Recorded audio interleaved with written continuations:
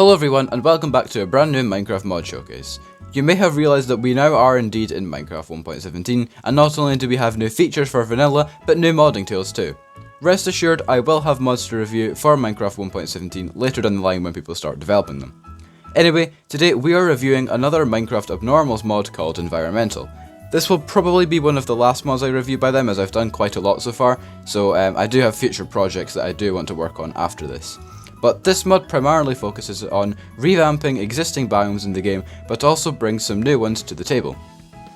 Also, we are very close to opening up the new Discord server at 400 subscribers, so do me a favour and do check if you are subscribed. If so, fantastic, if not, feel free to, it would really mean a lot. Anyway, let's get on with the video.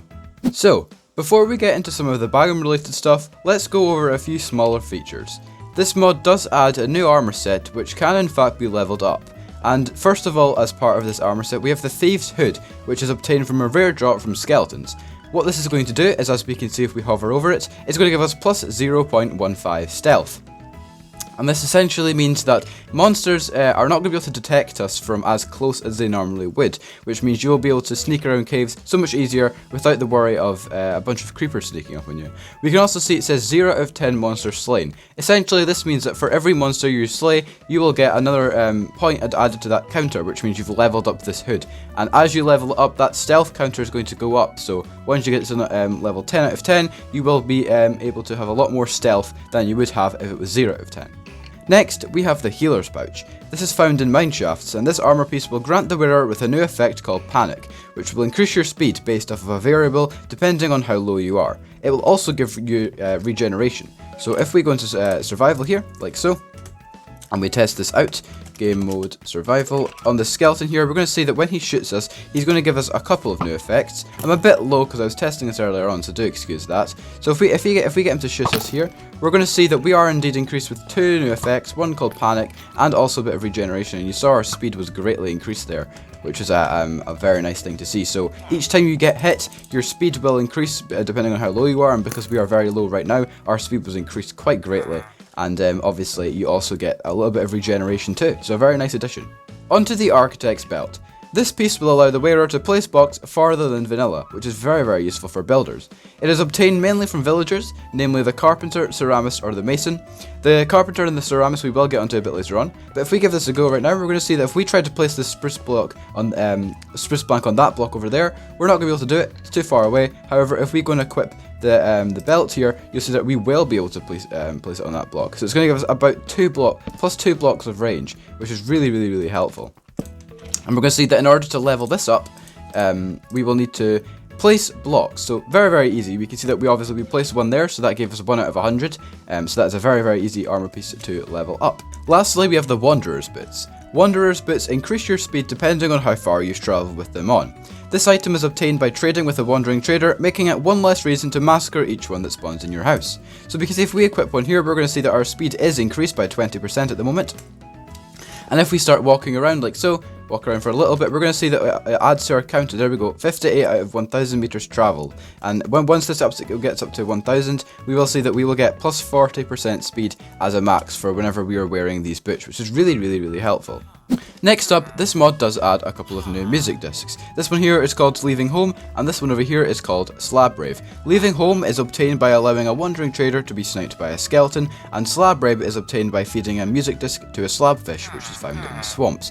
A little bit more on them later. I won't play demo them just now because it would take quite a while to get through them both, so I'll let you guys go in game and see which ones you prefer, but I definitely prefer this one, Leaving Home, compared to Slab Rave. I think it's a much more relaxing disc, but definitely check these out, they're very cool, and good job from the artists that made them.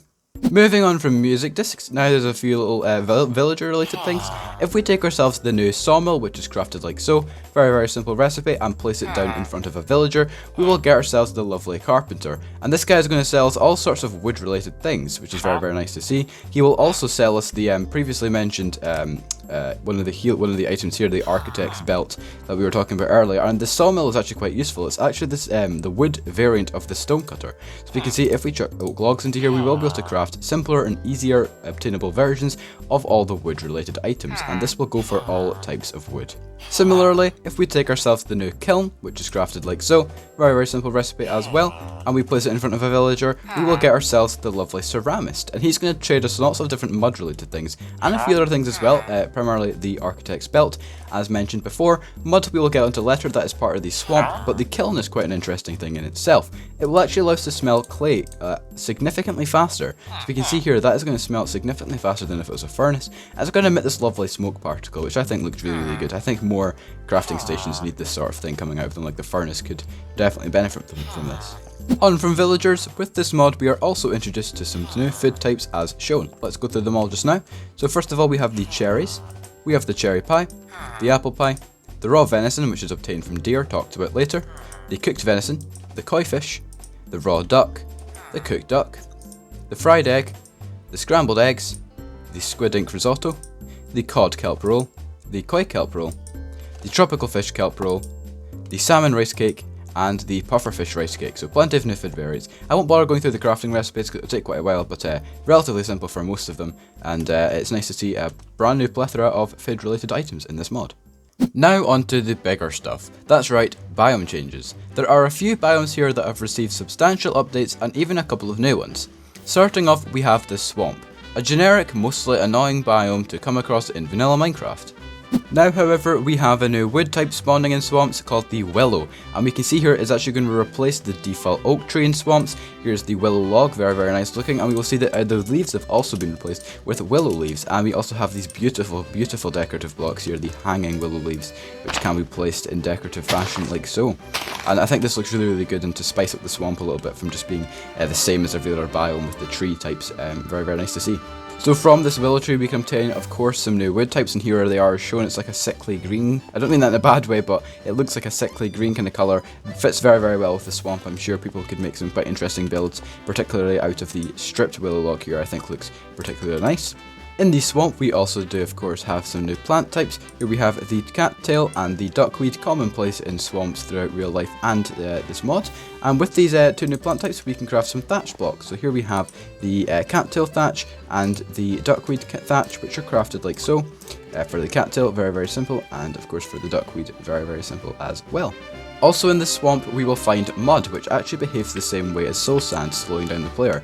When mined you will receive 4 mud balls, which when crafted in the crafting table you will receive a mud brick, and these can be this mud brick can be crafted into these blocks here, which look very nice. The mud bricks, I do like the look of them, especially the chiseled mud bricks. Next up we have the slabfish, which is a fairly common mob that will spawn throughout the swamp, and it's quite an interesting mob. When we will find this, he's going to be completely passive, and we can actually right click him with a chest like so to equip him with a little backpack, which just looks very cool. You actually get a little advancement called first day of school when you do this, which I think is quite cute. And when we right click this guy and open up his inventory, we're going to see 2 new icons and a whole little range of storage. This little paintbrush icon actually means we can dye the backpack. So if we take some light blue dye like so, we will see that we're able to dye it like very nice like here. So we can dye any colour we want, and then we can also equip a little sweater. So if we put any wool block inside this little slot here, we're going to see our slabfish becomes equipped with a little sweater, which I just think looks really cool. And he's just a sort of like a little storage pet that will follow you around and can pick up items for you, and you'll be able to store items inside his wee backpack. Last thing about the swamp is the ducks. Now these are not exclusive to swamps, but they do spawn most commonly. Ducks don't really do much, they just behave like chickens, and they will lay their eggs every now and then, which behave exactly the same as normal chicken eggs. Next to receive an update is the flower forest. This biome featured 4 new trees, which are called the wisteria, and they are come in 4 different variants, 4 different colours, but 1 wood type, which we'll get onto a little bit later. This biome also features the most common location of the new deer, which is quite a scared mob, and when killed will drop the venison that we were talking about earlier on. So, this biome, as I said before, does feature 4 new tree types, the wisteria. They all feature the same wood but different leaf types. Here we have the saplings for each one, the pink, the blue, the purple and the white, and all the leaf variants. And over here we can see all the craftables from the 1 wood type that we get from this tree, which looks very cool. Excuse the sheep and the cow in this boat, the only place they can spawn is on grass, so they've just been spawning quite sporadically. The flowers Cartwheel and Delphinium are also very common in these flower forests. The Delphinium comes in 4 different variants, the same as the trees: the pink, the blue, purple and the white, which look very pretty, and I do like them a lot. So, now that we've covered updated biomes, here are the 2 new biomes that this mod adds to the table. The marsh is a similar biome to the swamp, home to slabfish and also rice, which is used to make rice cakes and kelp rolls, the food types that we talked about earlier on. The marsh actually behaves exactly like the swamp, meaning witch huts and all the other blocks from the swamp can be found here too. There's also some very tall grass called giant tall grass that we can see to our left, but apart from that, very similar to the swamp and very watery. The Blossom Woods is the second new biome added in Enviornmental, and this biome is just the absolute best in my opinion. This mod adds 2 of the best biomes I think I've ever seen in mods. They're just so well crafted and so well done, and this biome is really cool. So not only do we get these lovely new trees, we get common spawn points of deers and also bamboo, which means my favourite animal in the game, pandas, will also be able to spawn here. So no more trekking around looking for jungles. Come across one of these, you'll get yourself some bamboo and also pandas. So, the gorgeous biome of the Blossom Woods features the koi fish, which when the player is near gives the Serenity buff, which will actually halt all hostile mob spawns. This is really good for if anyone is doing any large scale projects. Put down some koi fish and you will be able to halt all hostile mob spawns. Secondly, from the cherry tree we can obtain ourselves some cherry wood. Here's the sapling here, and this is what the log looks like, quite a nice log. If we turn it, you'll be able to see it better, and this is the leaf type, very nice as well. Here are all the new blocks craftable, of course everything as normal, the doors, the signs, the wood, and even this lovely little carpet here called the cherry leaf carpet, which looks amazing. And last but not least for our major features, we have the yak, which will spawn in mountainous biomes. This guy can actually be sheared like so, but when you are in survival mode, when you shear this guy, he will become immediately hostile, so do keep that in mind, unless we have one of the items that we'll talk about in just a second. But if we do hop into this little pen here and give him a quick shear, he's going to drop quite a lot of hair. So there we got 12, which is probably up in the higher end of the amount of that you can actually shear from this guy. But if we move over into here onto the crafting recipes, we will see that we can craft ourselves some yak pants. And what these are going to do is they're going to actually give us +3 armor, and will make it so that yaks will not act hostile towards the player when they shear them. What they're also going to do is, if we grab some blocks here, act as a sort of auto jump, which is actually really useful for any mountainous terrain travelling. So if we just place a few example blocks here and we equip the yak pants like so, we're going to see that once we walk up these blocks, we're going to sort of auto jump up them, which is incredibly helpful, as I just said, for travelling mountainous terrain instead of spamming the space key every couple of seconds. Moving on to the last few decoration blocks and things that this mod has to offer, we have ice blocks. Now these are crafted very simply like so. If we take a look into the crafting menu, they are crafted with just 4 packed ice to make 4 ice bricks, which can be crafted into these block variants here, and of course with the lantern and the chains as well. We can also craft ourselves some grass thatch blocks, very simple as well, like so. 2 grass, 2 wheat for 4 grass thatch, very easy and very simple.